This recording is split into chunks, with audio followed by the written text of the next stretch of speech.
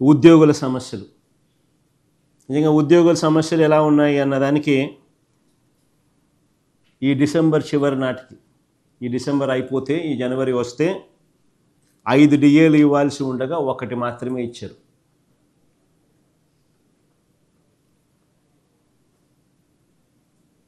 ఈ జనవరి వస్తే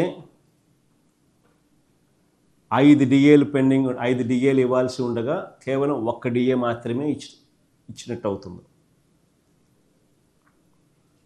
అది కూడా వాయిదాల్లో ఇస్తామంటున్నారు. ఆశ్చర్యం ఏమిటో తెలుసా? చరిత్రలో ఎప్పుడూ కూడా చూసి ఉంటాం మనం, డిఏ అరియర్స్ అన్నది రిటైర్మెంట్ పూర్తయిన తర్వాత అరియర్స్ ఇస్తామని చెప్పిన ప్రభుత్వం బహుశా చరిత్రలో ఎప్పుడు చూసుంటాం, ఒక చంద్రబాబు ప్రభుత్వం తప్ప. దానికి తగ్గట్టుగా జియో చూడండి, జియో నెంబర్ 60 ఇచ్చినారు. జియో నెంబర్ 60లో చూడండి ఏమని రాసినాడో, క్లాస్ 11 క్లాస్ 12 ఒకసారి చదవండి. జియో నెంబర్ 60, డిఏ అంటే dearness allowance sanctioned in the above paras shall be paid in cash with salary of October 2025 payable in November 2025. The arrears on account of payment of DA for the period of 1/1/2024 to 30/9/2025 shall be payable to the employees at the time of their exit from the government services. ఇది ఎప్పుడు జరగల. ఇంకా ఫర్దర్గా చూడండి, in the event of death of an employee before the issue of these orders the legal air shall be entitled to the arrears of dearness allowance.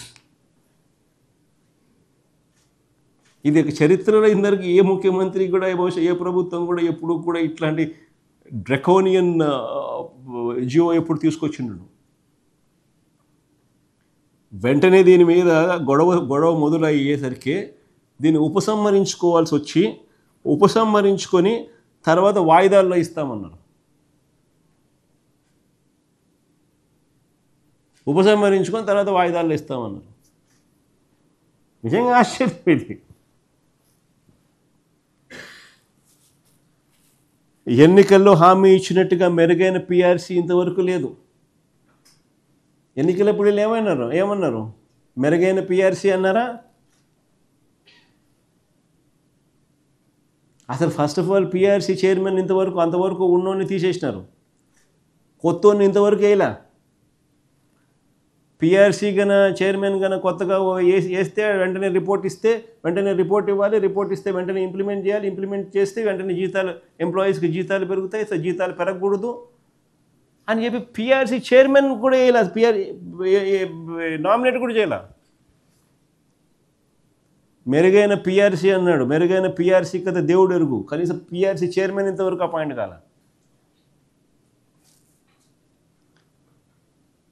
మెరుగైన PRC ఒక బూటకం. వాగ్దానం చేసినట్టుగా వెంటనే అయ్యారన్నాడు, అయ్యారు లేదు. మేము వచ్చిన వెంటనే 27% అయ్యారు ఇచ్చినాం, వెంటనే అధికారంలోకి రాగానే జీతాలు పెరిగినాయి. అయ్యారు లేదు, పిఆర్సీ లేదు, ఓపీఎస్ లేదు. అంతకన్నా ఇంకా ఆశ్చర్యం ఏంటంటే ఉద్యోగులు త్రిశంకు స్వర్గంలో పెడుతూ మా ప్రభుత్వం ఇచ్చిన జీపీఎస్ గ్యారంటీడ్ పెన్షన్ స్కీమ్ కూడా చెల్లుబాటు కాకుండా చేశారు. కనీసం ఆ గ్యారంటీడ్ పెన్షన్ స్కీమ్ అన్నా ఇప్పుడు దేశం అంతా కాపీ కొడతాం, అదన్నా కనీసం ఇంప్లిమెంట్ అయ్యిందంటే కొద్ది గొప్ప దాని బెనిఫిట్స్ అన్న ఎంప్లాయీస్కి వచ్చిందరు, రిటైర్ అయిన వాళ్ళకు.